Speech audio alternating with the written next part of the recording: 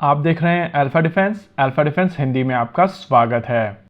आज का ये वीडियो थोड़ा डिफरेंट होने वाला है क्योंकि इसमें थोड़ी सी बैशिंग होगी, थोड़ी सी डिटेल्स होंगी और बहुत सारी रैंटिंग होगी।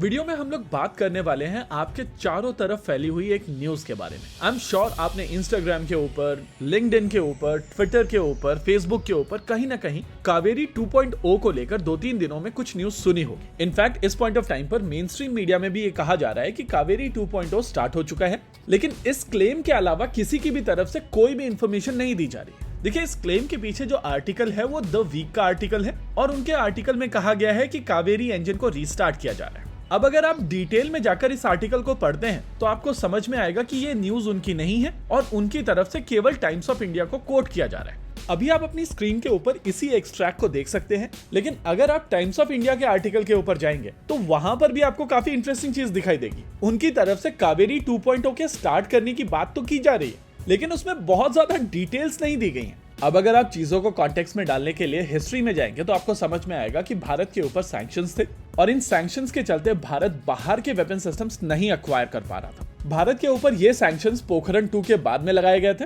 और इसी वजह से तेजस प्रोग्राम के लिए वेस्टर्न इंजन्स अवेलेबल नहीं थे। यही कारण था कि अगर आप पूरे तेजस प्रोग्राम को ध्यान से देखेंगे तो आपको समझ में आएगा कि उसको पूरी तरीके से आत्मनिर्भर बनाने की कोशिश की गई थी। इस पूरे प्रोग्राम के दौरान एयरक्राफ्ट में जाने वाली हर एक टेक्नोलॉजी को देश में बनाने की कोशिश की गई थी। Radar, BVR missile systems, engine, control loss, composite material, लगभग हर कुछ देश में बनाने की कोशिश की गई थी। लेकिन जब भारत के ऊपर से सैंक्शंस हटना शुरू हुए तो प्रोग्राम को स्पीड अप करने के लिए इजी सॉल्यूशंस देखे गए और ये इजी सॉल्यूशंस थे of the shelf American engine, Israeli radar और इजरायली वेपन सिस्टम्स। आइडियली जब आप ऑफ द शेल्फ सॉल्यूशंस देखते हैं तो आप इंडिजिनस प्रोग्राम को बंद नहीं करते।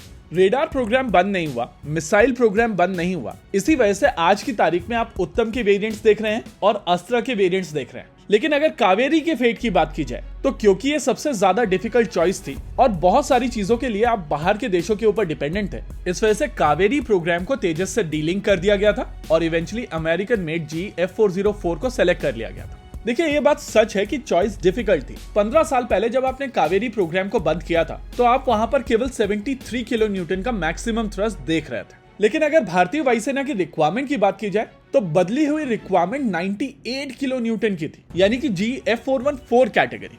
यही कारण था कि उस समय यह डिसीजन लिया गया कि घातक यूकैव के लिए एग्जिस्टिंग कावेरी इंजन को मॉडिफाई किया जाएगा और अगर ये इंजन प्रोडक्शन में चला जाता है तो काफी हद तक चीजों को भारत कंट्रोल कर पाएगा। 2 साल पहले जब रशिया में ड्राई कावेरी इंजन ने अपनी पेपर के ऊपर स्पेक्स को सरपास किया तो डीआरडीओ ने वो चीज भारत सरकार को प्रेजेंट की और इंटरनल फंड से एक प्रोसेस शुरू किया था जहां पर इस इंजन के ऊपर एक आफ्टर बर्नर लगाकर टेस्टिंग शुरू की जाएगी। आइडिया है कि इवेंचुअली ये इंजन LCA Mark 1 के साथ में इंटीग्रेट किया जाएगा। हालांकि ये GF404 का स्ट्रेट फॉरवर्ड रिप्लेसमेंट नहीं होगा, लेकिन इंटरनल फंड्स के साथ में आप इतना ही कर सकते हैं। ये काफी हद तक एक टेक्नोलॉजी डेमोन्स्ट्रेटर होगा और ये स्टेज क्रॉस करने के बाद में डीआरडीओ ज्यादा थ्रस्ट वाले कावेरी इंजन के लिए भारत सरकार से फंड मांग पाएगा। अच्छा, इनिशियली आइडिया था कि ये वो मोमेंट होगा जब भारत के पास में अपनी खुद की मशीनिंग होगी, क्योंकि HAL GF414 भारत में असेंबल कर रहा होगा।